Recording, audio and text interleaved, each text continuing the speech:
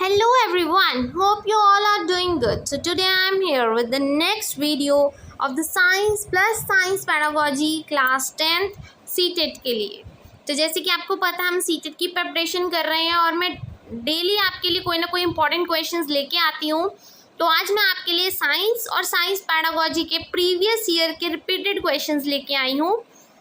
So let's start with the first question.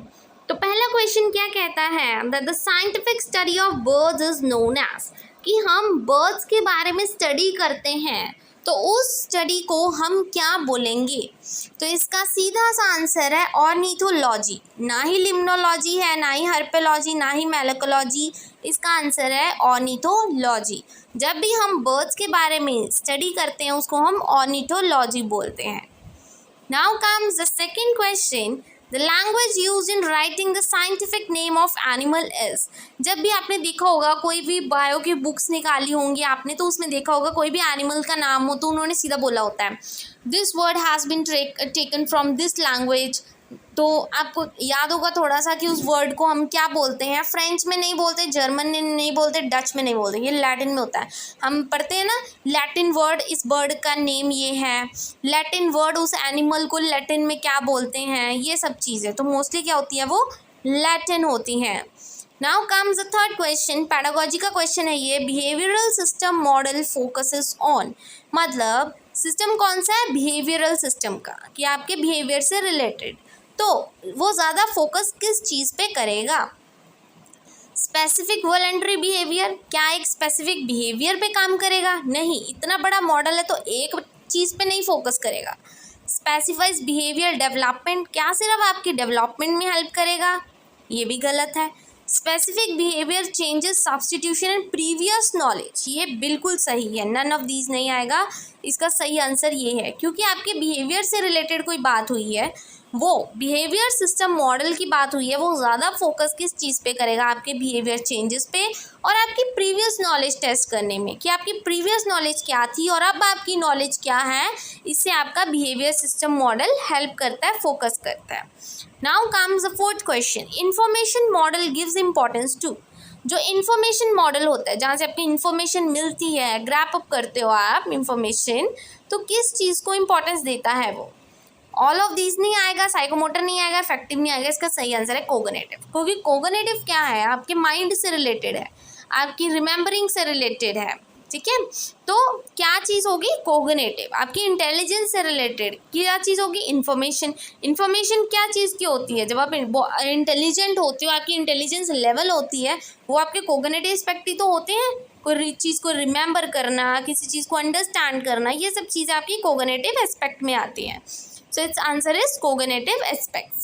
Now comes the fifth question, micro teaching is. Micro teaching आप सबको पता है, आपने जिस टाइम बीएड की होगी उस टाइम आपको थर्ड सेमेस्टर में टीचिंग स्टडी होगी, तो उस टाइम आप माइक्रो टीचिंग करते होंगे। तो एक्चुअली माइक्रो टीचिंग होती क्या है, क्लासरूम टीचिंग प्रोसेस होता है कि क्लासरूम में टीच करने का प्रोसेस है सिर्फ, या टीचर ट्रेनिंग का प्रोसेस है, या पर्सनल इंस्ट्रक्शन प्रोसेस है, या ग्रुप इंस्ट्रक्शन। ग्रुप वाला तो नहीं होगा, पर्सनल भी नहीं है, ये अलग से थोड़ी होता है किसी के लिए, ना ही classroom teaching. It is a teacher training process. Micro teaching क्या होती है, एक टीचर ट्रेनिंग का एक हिस्सा है, एक प्रोसेस है। Now comes the sixth question, which one of the following is a non poisonous snake. तो जैसे कि हमने लास्ट वीडियो में भी क्वेश्चन किया था कि उसमें पूछा था लॉन्गेस्ट स्नेक कौन सा है। लॉन्गेस्ट का आंसर होता है पाइथन। एक चीज़ याद रखना, जो पाइथन है, जो लॉन्गेस्ट स्नेक है, वो नॉन पॉइजनस भी है, तो इसलिए इसका सही आंसर क्या है पाइथन। कोबरा वाइपर नहीं होगा बिकॉज ये बहुत ज़्यादा डेंजरस होते हैं, मतलब पॉइजनस होते हैं। तो नॉन पॉइजनस कौन सा है, पाइथन। पाइथन लॉन्गेस्ट भी है और नॉन पॉइजनस भी है।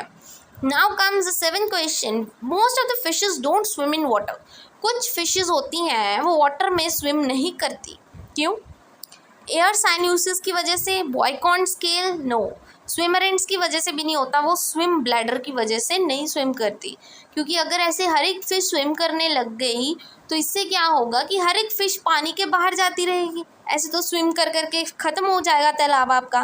तो फिशेस हैं जो स्विम नहीं करती वाटर में, कई फिशेस, क्योंकि उनमें स्विम ब्लैडर लगा होता है।